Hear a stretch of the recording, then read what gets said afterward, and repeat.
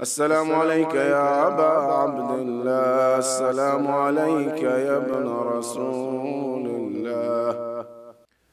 أفوض أمري إلى الله إن الله بصير بالعباد لا حول ولا قوة إلا بالله العلي العظيم. أعوذ بالله من الشيطان اللعين الرجيم. بسم الله الرحمن الرحيم. الحمد لله الذي لا يبلغ مدحته القائلون ولا يحصي نعماه العادون ولا يؤدي حقه المجتهدون، الذي لا يدركه بعد الهمم ولا يناله غوص الفتن، الذي ليس لصفته حد محدود ولا نعت موجود ولا وقت معدود ولا أجل ممدود. ثم الصلاة والسلام والتحية والإكرام على النبي الأمي القرشي الهاشمي المكي المدني، سيدنا ومولانا وطبيب قلوبنا وشفيع ذنوبنا أبي القاسم محمد وعلى آله آل بيته الطيبين الطاهرين المعصومين الميامين المنتجبين، لا سيما بقية الله الأعظم في الأرضين أرواحنا وأرواح العالمين من لمقدمه الفداء، واللعنة دائمة على أعدائهم أجمعين من يوم ظلمهم إلى قيام يوم الدين. صلوات على محمد وآله. أما بعد، ربي ألهمني التقوى وانطقني بالهدى. مؤمن المؤمنات، السلام عليكم جميعا ورحمة الله وبركاته. Thank you, Pervez Uncle, for that introduction. It is a pleasure and a privilege to be amongst you in this place. Once you grow up in New Jersey can never leave you, even though you leave the state. Well, alhamdulillah, it's good to be amongst familiar faces, and even more familiar faces and hearts that we shared such memories together, alhamdulillah, while our community was growing, while our community was building. And I'm very happy to see that with the blessings of Allah subhanahu wa ta'ala, with the guidance of the Ahlul Bayt, with the presence of a alim who was my friend before he became the alim, and he remains my friend, and all the elders, mashallah, and the youth, your community, mashallah, has come so far, and inshallah you also have further to go and more hurdles to cross, and may Allah subhanahu wa ta'ala and the Imam of our time guide and open these pathways for you. Risala salawat, please.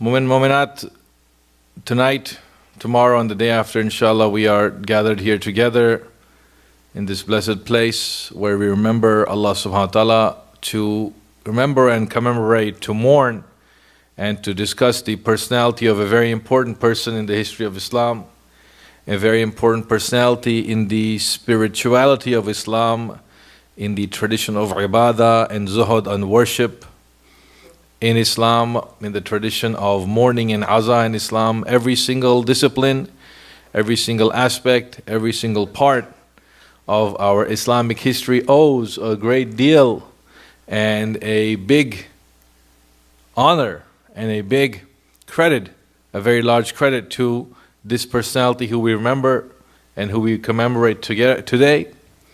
He is someone who was born in the city, who was born in the family, who was born in the presence of prophecy, who was born in the house where the Prophet of Islam, Muhammad Mustafa sallallahu alaihi wasallam, emerged from, and he built that, created that house.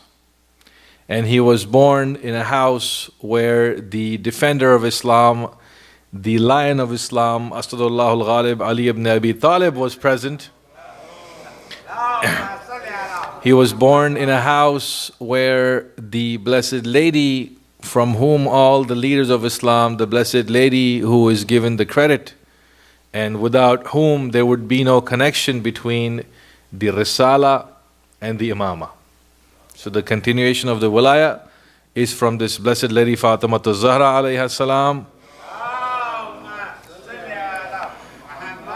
He was born in a house where Al-Hasanain al-Sharifain were present. The leaders of the youth of paradise, Sayyidi Shababi Ahl al-Jannah, were present, and it was their house. So he came from them, he emerged from them, he was born in that house, and he grew up in that wonderful environment. Today, inshallah, we remember and commemorate the martyrdom and the passing of Al-Imam Ali ibn al-Hussein Zain al-Abidin was Syed al-Sajidin alayhi salatu was salam.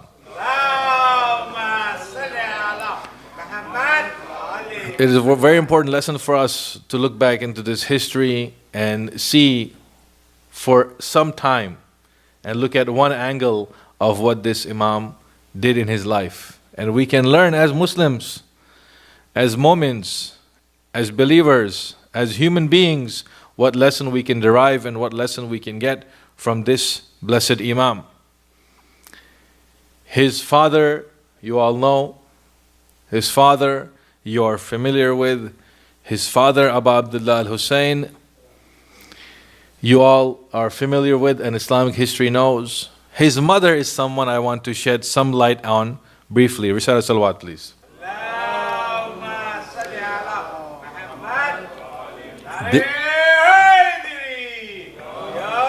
This blessed lady, Shahzanan was her name. Shahzanan in Farsi, or in the Persian language of that time, was the leader of the women. Very interesting that her name or her title was Shahzanan or Shahrbanu. We have these two, and we have a few other names that the historians mention, that the mother of Imam Sajjad. And this lady was somebody who was the daughter of the Khusro, of the ruler of Persia and Iran at that time. Very interesting story of her coming to Islam, that when that area was captured during the rule of one of the Khulafa, she was brought, one historian says, along with her sister. And they were brought to the city of Medina. When they were brought to the city of Medina, they were captured because they were non-Muslims at that time. And they were given the best treatment. And they were given the most honorable treatment within the Islamic community.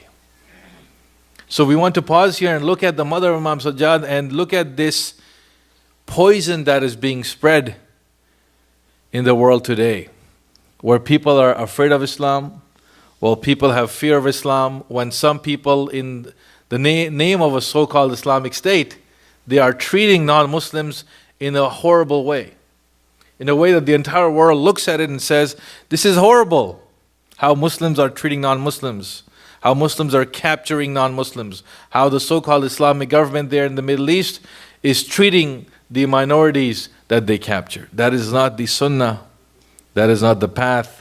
And that is not the way of the Ahlul Bayt. That is not how non-Muslims were treated at that time. And that is not how non-Muslims should be treated at this time. Just how slaves, for example, slaves of war at that time. Because at that people had slaves. We don't have them anymore. And we don't need to bring them back. But when these ladies were captured, they were given the utmost respect. They were brought to the city of Medina. And in this city of Medina, they were given the choice of marrying the person, of joining the household of the person, of entering the household of a certain person. So one tradition tells us that this blessed lady was brought, and she herself chose, she was given a choice, and she herself chose to marry Abu Abdullah al-Hussein. She herself chose to marry the son of the leader of Islam. She herself chose to marry the grandson of the Prophet of Islam. She herself chose this union. And she said, I will be happy as a free woman to become the wife of this gentleman and to bear him the children and to be part of his life and to be part of his journey and to be part of his struggle for Islam. Risala salawat, please. So she selected to do so. Her sister was married to Muhammad ibn Abi Bakr, and she bore him Qasim, who became a faqih. Qasim ibn Muhammad ibn Abi Bakr. Muhammad ibn Abi Bakr, as you know, was raised by Amir al-Mu'mineen. So these ladies came from the lineage of the Persian kings. And this is the beginning where the diversity and the complexity in the Islamic world, grows and continues to grow. Because this is the first time where the house, where the family, where the lineage of the Prophet of Allah, who have been within Banu Hashim, who have been within the clan of Quraysh, who have been within the Arab tribes, now they formally marry outside. And they don't marry just outside the clan. They don't just marry outside the family, which was a big deal for some Arab tribes. They marry outside the entire Arab community and race. And people raised eyebrows. And they were upset and they were amazed that the children of the Prophet of Allah will marry outside Banu Hashim, will leave the tribal ideas of Quraysh and select from themselves someone who's not even an Arab, but a Ajam, a non-Arab lady. They selected her and they married her, and she bore this child 20 or something years before the event of Karbala, and he was born. But what is the lesson that we see from her life? We see that when she is brought into Medina, when she comes into Medina, there is related a dream that she has. A wonderful dream that the mother of Imam Sajjad has, that while she is sleeping in Medina, while she is brought, then she sees in her dream that Lady Fatima Zahra alayha salam comes to her.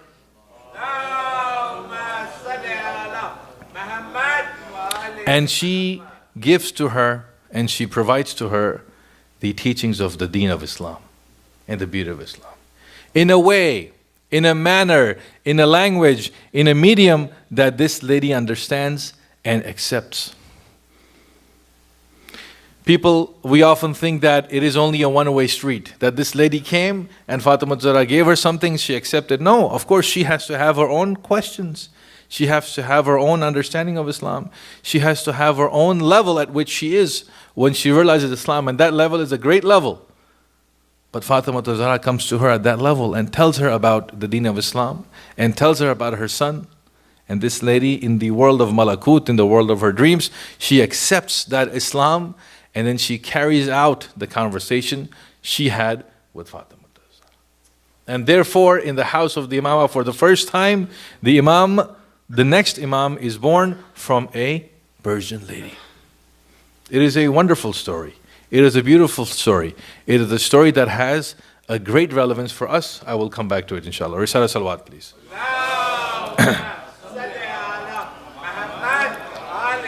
The second thing we see when we look at the life of the Imam, besides his mother, is his title and his laqab that we have.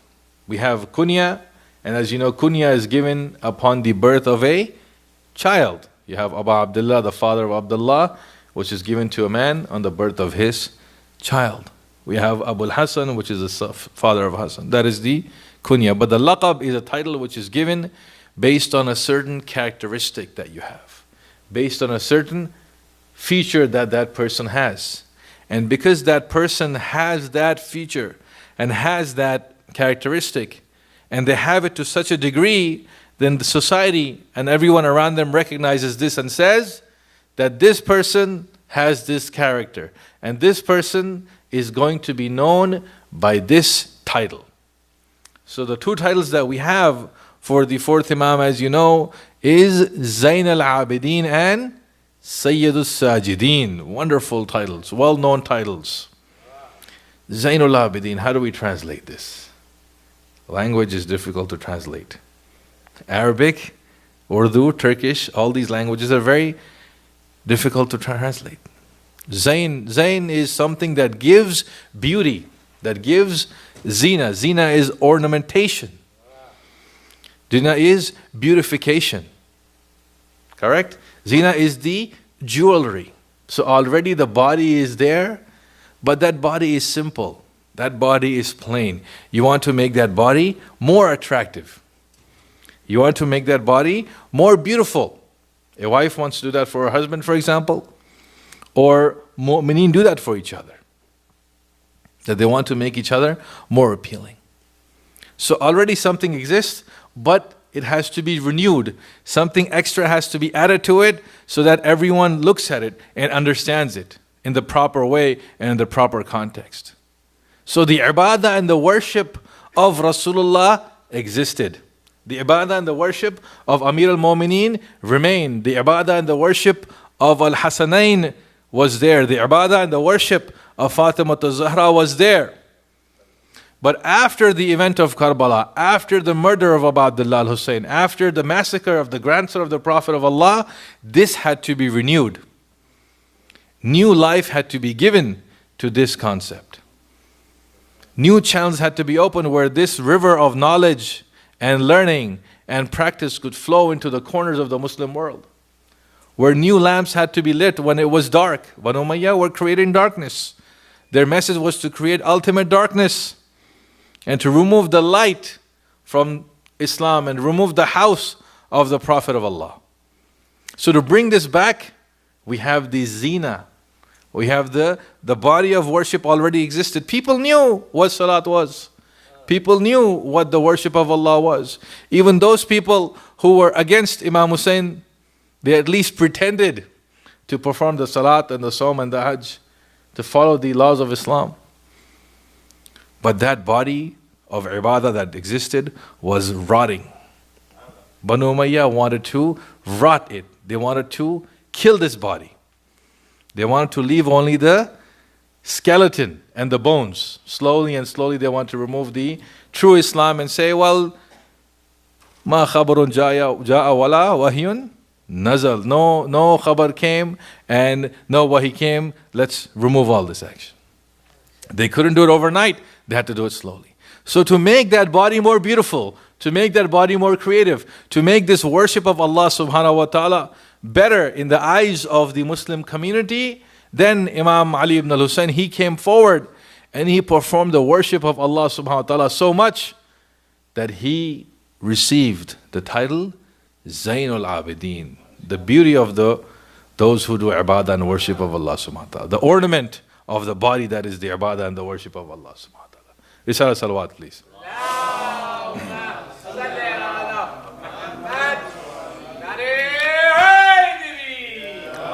The second title that he receives was Sayyidus Sajidin, the chief and the leader.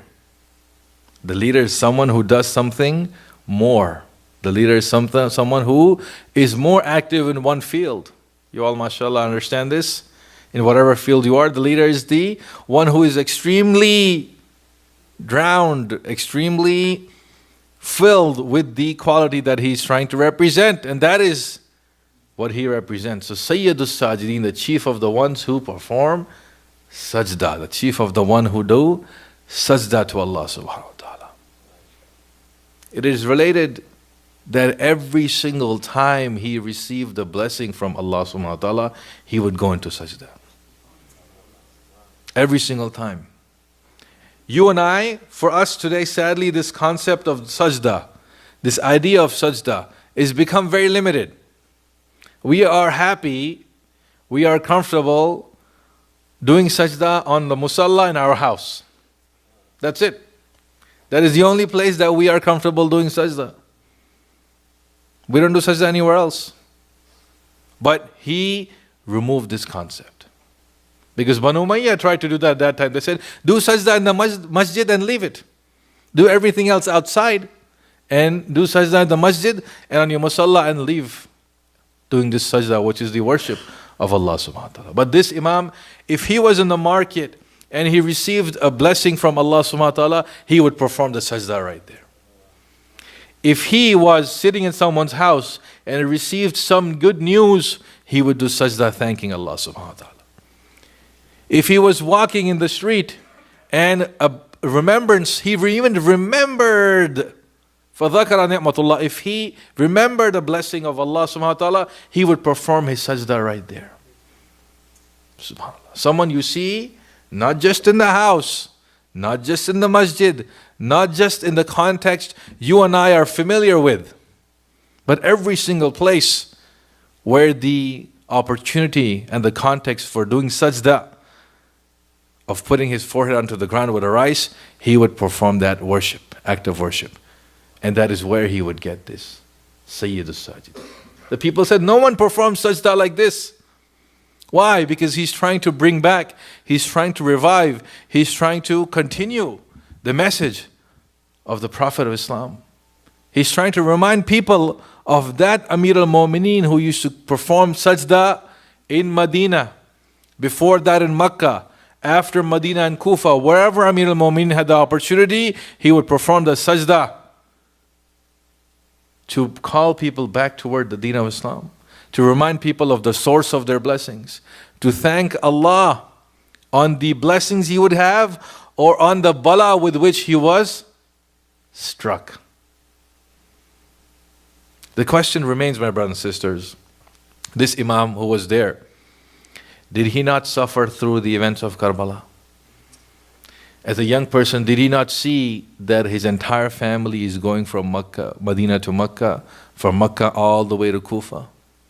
Did he not see that so many hundreds of people went with Imam Hussein, but past Dhat al-Irq and other places, Zubala, when he receives the news of the murder and the massacre of Muslim ibn Aqil, what happens? The people start leaving. Just like they left Muslim ibn Aqil in Kufa, people leave Imam Hussein. They said, this man will not be successful. They say, he will not go to Kufa and win. So the people of Kufa are against him. Their tongue is with them, وَسُيُوفُهُمْ عَلَيْكَ, but their swords are against him. He will not succeed. So let's leave Hussein. They left. So Imam Sajjad saw all this. He was there in this journey. Did he not see what happened in Karbala with the massacre of his family? Was he not taken to Kufa and then to Damascus and then back to Medina? He saw the worst affliction that a nation has put its leaders' children through. He witnessed these things, but he never left or forgot to perform sajda at every single point, thanking Allah subhanahu wa ta'ala for the bala and the test that came, and asking Allah subhanahu wa ta'ala for success. And once he succeeded in the bala or in the test that he would have, then he would perform the sajda again and again, subhanAllah. What a point of akhlaq, what a point of behavior, what a point of remembering the source of all goodness that comes to him and all sorts of tests and trials that come to him. There's no one else like this blessed Imam. Risala salawat, please.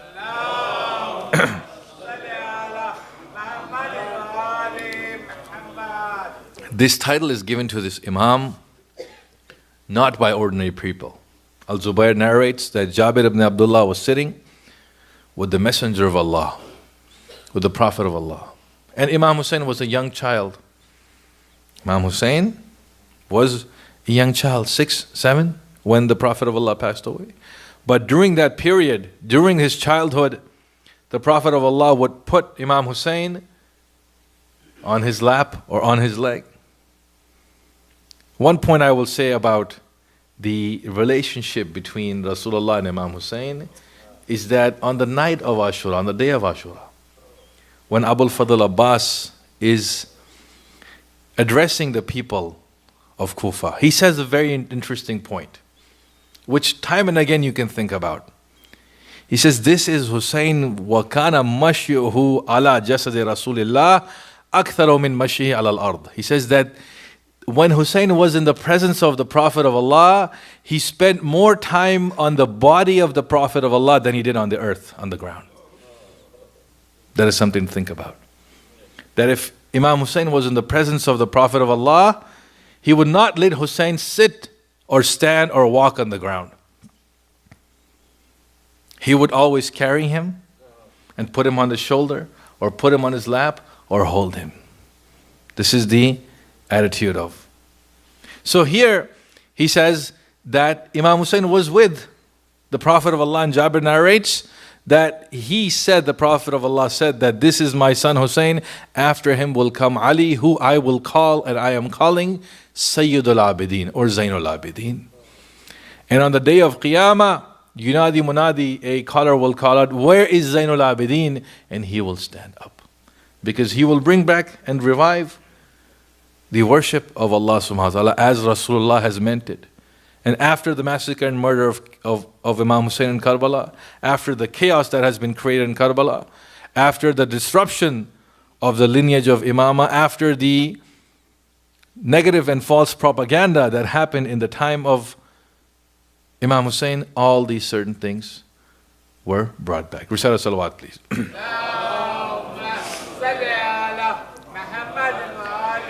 For close to 35 years after the massacre of the family of Rasulullah, Imam Zainul Abidin lived. He passed away in the year 95 after performing his 35th Ashura. 35 Ashuras he did without Imam Hussein in the city of Medina. After that, on the 24th, he passed away. And he was given poison and he became Shaheed. But the question remains, my brothers and sisters, what was his major activity in those 35 years?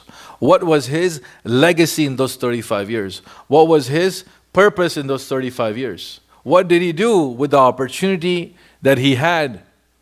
Because people had not forgotten who he was. People had not removed from their minds who he was. The Muslim community knew who this person was. Although they did not always have the freedom to talk about it, although they did not have the freedom to mention it, although they were not always pleased, the rulers were not always pleased that Ali ibn al-Hussein survived the massacre of Karbala. In these 35 years, he did many things. One of the things that he has is dua, which inshallah we will talk about tomorrow. The supplications and the prayers and so on. The second thing that he had, he called people toward the ilm and the knowledge of the Ahlul Bayt. He began the process of ilm and knowledge where he says, لَوْ يَعْلَمِ النَّاسُ مَا فِي الْعِلْمِ. If people knew what was in the knowledge, they would jump into the deep oceans to go and find the secrets of ilm and knowledge of Ahlul Bayt. These two things he did. But there's a third thing that he did and he performed, which is important for us today, here in the fall of 2016, that we can learn from and we can discuss. That at that time, the propaganda against Imam Hussein and against the Ahlul Bayt was at its peak. Was Banu Umayyah, because they thought and they imagined that they had massacred the family of the Prophet of Allah, they began preaching hate from the mimbars. They began the cursing of Amir al-Mu'mineen for those 35 years. For 35 years that he lived after Karbala, this Imam had to witness, he had to see, he had to hear, and he had to deal with, and he had to react to the cursing of the name of Ali, his grandfather, from the mimbar. To the propaganda that Hussein and his group were rebels seeking power, which sadly even people believe up till today. He had to react to the insult that was given to the ladies of the Ahlul Bayt when they were taken as prisoners from Karbala to Kufa, from Kufa to Damascus. And finally they were freed. And even in Medina they were not given the freedom that they deserved. So this fear and this propaganda against him, against the Ahlul Bayt, against the family of Rasulullah, he had to deal with. It is very similar, my brothers and sisters, to what we are dealing with today, with the fear and the propaganda against our deen and against Islam. This false fear of Islamophobia which exists today is similar to what existed at that time. This propaganda today, how many hate groups against Islam are growing day in and day out? If I could sit here and count with you and begin counting with you. A community I know just this month had to deal with one of these issues, where a group is going to the Muslim community, to the friendly neighbors of the Muslim community, and telling them about what Islam they think is, and that the support for Islam and the Muslimin should be removed. And Muslims, certain things should be done to Muslims. You know and you hear what is better in the media. But this Islamophobia is not just out in the media that we hear about and we go home very comfortably and say, well, you know, it's happening there, there, and there. Maybe we will not deal with it. Unless you have to deal with it, unless it happens in your backyard, then you ignore it, which sadly is not the best approach, which sadly is not the best method, which sadly is not the most wisest tool. MashaAllah, we have persons in the medical community, what do they always say? Al-wiqayatu khairu min al-ilaj, which is precaution is better than the cure. Precaution is always better than the cure. So when we see in this society the propaganda against the religion of Islam is not founded on the truth, is based on falsehood, is based on untruth, what is it that we do? The first thing and the first action that we should do, look at the life of Imam Zain al-Abidin. When he saw all this, what did he say? He turned around and he says, sabr. He says, patience bil iman. Patience, when you have iman, having patience is like the head for the body. كالرأس للجسد. Patience. First thing you do is patience. Did he not have the right to react angrily? He did. Did he not have the right to become frustrated? He did. More than you and me. He had the right to become angry and frustrated. So when we hear that someone somewhere is spreading hate against the religion of Islam and the followers of Islam, then what is our reaction? We become angry, which is true. Or we become frustrated, which is true. We have these emotions, so we should recognize these emotions. But our duty, my brothers and sisters, is to be patient. Just like the Imam was patient. For 35 years, he was patient against these people. And to be honest with you, the success in Allah ma'as sabirin. Amir al-Mu'minin Ali ibn Abi Talib alayhi salatu wasalam says,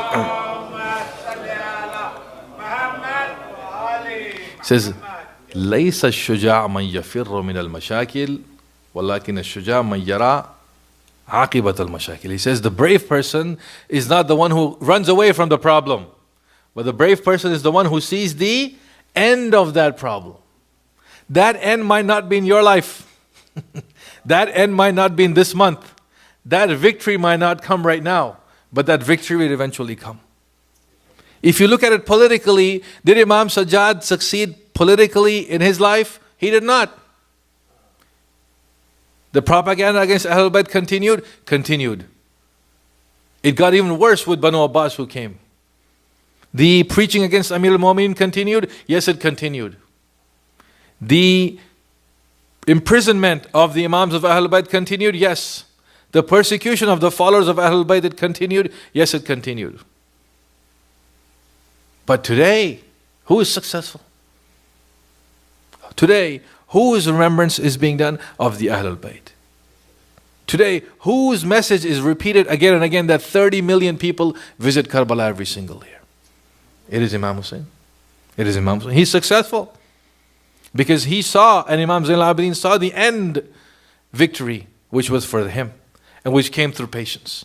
The same way today, my brothers and sisters, when we are confronted with this Islamophobia, the first thing we should do is be patient and see that Allah subhanahu wa ta'ala tells us in the Quran, كَتَبَ اللَّهُ لَأَغْلَبَنَّ أَنَا وَرُسُلِي. Allah subhanahu wa ta'ala has ordained me and my prophets, these prophets who I sent for humanity, these prophets who I sent for guidance, these prophets who I sent for bringing people from darkness into light, they are the ones who will be victorious, and they will be victorious. Similarly, the Imams who Allah subhanahu wa ta'ala وَجَعَلْنَاهُمْ أَئِمَّةً يَهْدُونَ بِأَمْرِنَا, we made them Imams who command with our who guide with our command, Allah subhanahu wa ta'ala says. So Imam Sajjad's life was a life of patience, also a life of worship, also a life of guidance and dua and other things, but it was a life of patience against persecution, against false propaganda. And when we see that today, we must have that patience. See that this person who is reacting against Islam, who is being targeted by media and all the false preachers, some of them are actually learned people.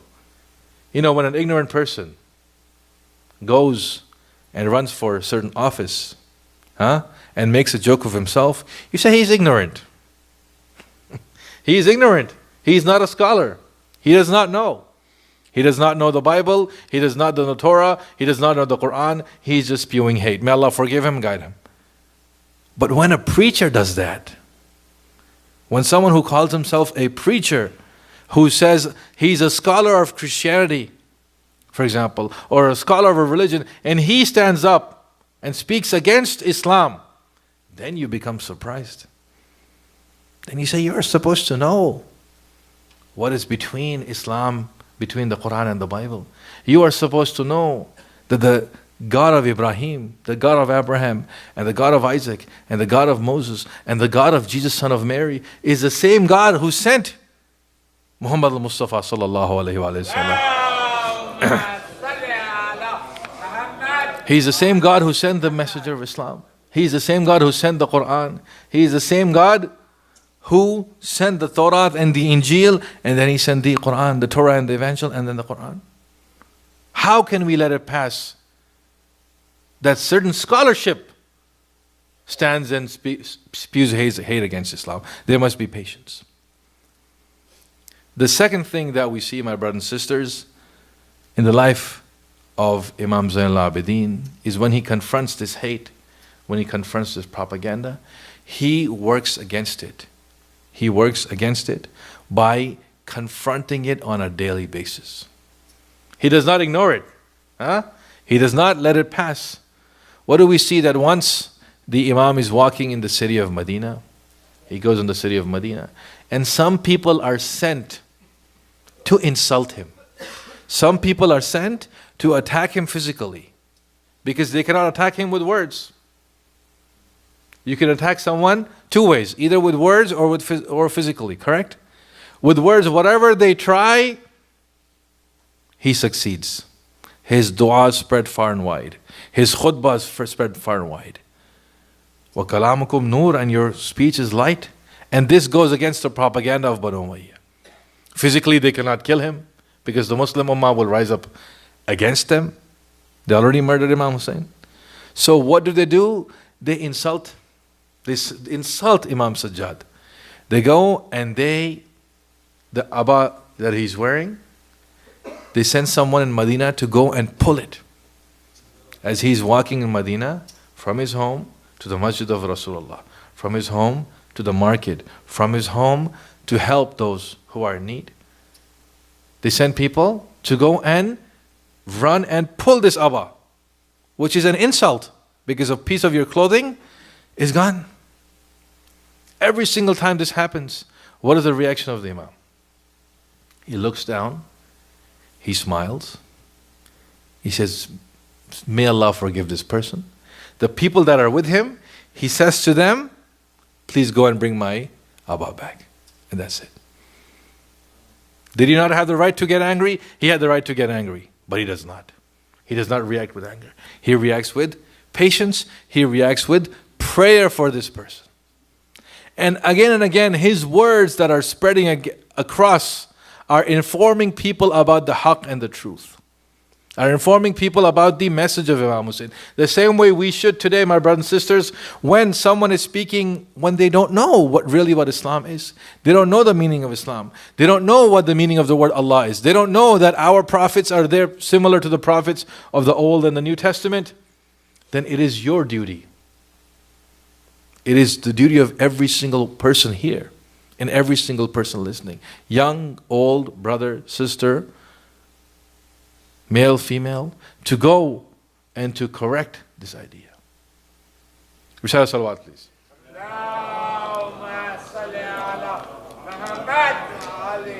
To give you an example, when they label all of Islam as this kind of Islam, then you go and tell them, can I label all of Christianity as a certain type of Christianity? Can I tell you that all of you are Catholic? They will say, no, we are not all Catholic. Then what are you? Some will say, I'm Baptist. You say, okay. Another one will say, I am Methodist. Okay. Another one will say, I am an Apostolic. You say, okay. Another one will say, I am Lutheran. Okay. Every single Christian you meet is a different denomination and a different church. Why? Because they have diversity. They have diversity and complexity within their faith, and they all accept it. They say, no, that is a Catholic belief. You go and tell them, do you believe in saints? Do you believe that Mary, the mother of Jesus, had immaculate conception, for example? Say, no. That is a Catholic belief. We don't believe in that. We're Protestant. We don't really respect her more than that. Say, okay. When you understand the complexity and diversity in your own religion, why do you deny it for Islam? Why do you deny it for Islam? Why do you paint all Muslims with the same brush? All of them are like that. That shows you're ignorant of Muslims. You do not know the understanding between Shia and Sunni. You do not know the understanding between Ash'ari and Mu'tazili. You do not know the difference between Imami and Hanafi. You do not know the understanding between Maliki and Hanbali. You do not know the understanding between Yazidi and Husseini. You don't know the understanding between these. That even today, there are people who are Yazidi. I don't mean the religion, I mean those people who are following the path of Yazid and creating this disturbance and trying to dull the image of Islam across the world. Why don't you understand that? When you understand the complexity within your own religion, you say all Muslims are the same, all Muslims come from the same background. That is not true at all. This is the most diverse religion in the world. Which country has the biggest Muslim population in the next few years? India. India, Pakistan, Bangladesh, this is where the majority of the Muslim world lives. And when you say Muslim, people think Arab. They think Arabic. They think Arabic is a race. This ignorance is only there because part of it is because we have not stepped up to that, my brothers and sisters. We as a community, we as professionals, we who have colleagues and friends, it is our duty in this month of Muharram to share something about Imam Hussein, to talk something about Imam Hussein. With our friends and colleagues, not with complete strangers, with people who live with you, who live next to you, who work with you. In the city that I live in, we go and we give out these. This winter we are going to go, last year we did it, and this year we're going to do it again. We go and we give out food in the name of Imam Hussein. Say, oh, who is Imam Hussein? We give it first to our neighbors and the people who know us. It's very easy to do it to a stranger. Why? Because there's no baggage. Say, hello, my name is Muhammad Ali Hassan. Here's a flower. Here's a cup of water. Imam Hussein, I'm done. Huh? That homework is very easy homework. It's more difficult to say, hey, my friend, my patient, my colleague, someone I've known for years, someone I live with, someone that lives next to me, to go and tell them, you know, we've talked about this and that, we talk about football and the game and so on, but there's a different aspect to my life, which is Imam Hussein and Karbala. I want to share that with you. You share that with them this year. Again, next Muharram, you share that with them. Again, the next Muharram, you share that with them. So you build on this relationship. It's not a complete stranger you're not going to see again, which is very easy. It's someone who you know, and someone who you live with, and someone who you grow with. Again and again, Imam Zain al-Abidin alayhi salatu wasalam is performing this act of ibadah. He is in Medina, going to those places who have known Amir al-Mu'mineen, who have known Fatima al-Zahra, who have known Imam Hussein, who have known Imam Hassan and their generosity, going back to them and reminding them, do you not know? Were you not there? Did you not witness Rasulullah do this? He said, oh yes, yes, yes, we remember. But Umayyah tried to make us forget. But yes, we remember. Banu Umayyah tried to erase from my memory, but you're reminding us that we saw Rasulullah doing this with Imam Hassan and Hussein. We saw Rasulullah lifting up Hussein and saying, this is the youth of paradise. We saw Rasulullah standing up every single time he was in the presence of Fatima al-Zahra alayha salam. He built that relationship with these people constantly. So following that today, my brothers and sisters, we have the duty and we have the obligation to build this relationship. We cannot ignore it. Risala salawat, please.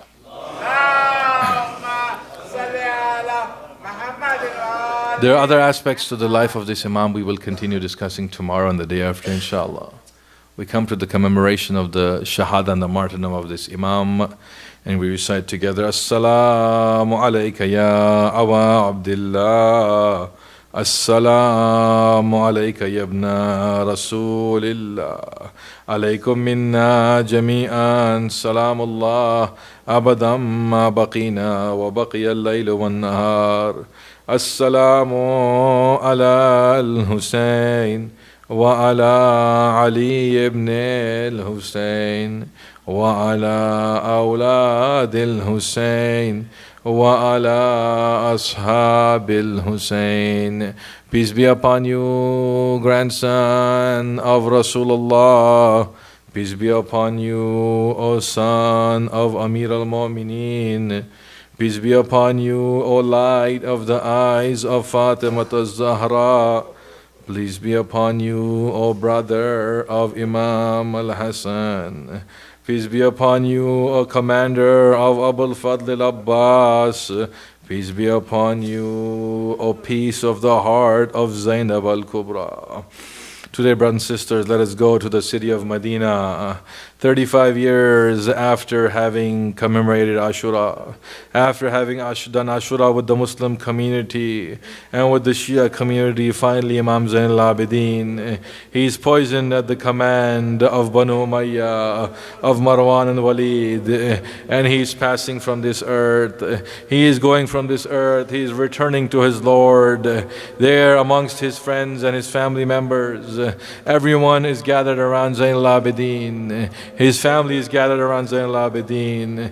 His son Imam al-Baqir is gathered around Zain al-Abidin. The reciters recite that once Imam Zain al-Abidin was lying in his bed. He knew that the poison was spread across his body, that he was going to go from this dunya, from Dar al-Fana to Dar al-Baqa. There he gathered his family members. For a moment he looked away. Imam Baqir said to him, said to him, Father, what is it that you are thinking about? What are you imagining? What are you thinking about? He said, oh my son, on that day of Ashura, what can I tell you what I saw? For a moment I was laying in bed and my aunt Zainab came. She woke me up. She said, oh my son Ali, wake up, someone is here to see you. When I opened my eyes, I saw a man was standing there. He had blood all over his face. He was tired. His back was completely broken. I said to Zainab, I said, oh my aunt, who have you brought? Who is this stranger standing next to me? And the man said, oh my son Ali, do you not recognize your father Hussein? Do you not remember your father Hussein? I am Hussein, my back is broken. Abbas went and he died. I am Hussein, I brought back the body of Qasim. I am Hussein, I saw my young Ali al-Akbar becoming shaheed. I am Hussein, I saw Ali al-Asghar. When I asked for water, they gave him an arrow and I had to bury him. Oh my son Ali, do you not recognize me? Imam Zain al-Abidin remembers this moment in Medina when he's surrounded by his family members and he goes from this dunya and he leaves this dunya, but he says to his son, he says, oh my son Muhammad, never forget to do the azan commemoration of my father. La yawmaka yawmika Aba Abdullah. No day is like the day of Ashura. I am dying today, but I am surrounded by my friends and my family and my Shia. I am going from this dunya. I know I will be given a ghusl and a kafan and I will be buried in Baqi. But peace be upon Hussein. Peace be upon my father Hussein, who had no one to give ghusl to him, who has no one to give kafan to him, whose body is laying in the sands of Karbala for 3 days exposed to the sun. There is no one to give ghusl to Hussein. There is no one to bury the body of Hussein. وَسَيَعْلَمُ الَّذِينَ ظَلَمُوا عَلَى مُحَمَّدٍ أَيَّ مُنْقَلِبٍ يَا مُنْقَلِبُونَ. Ya Hussein,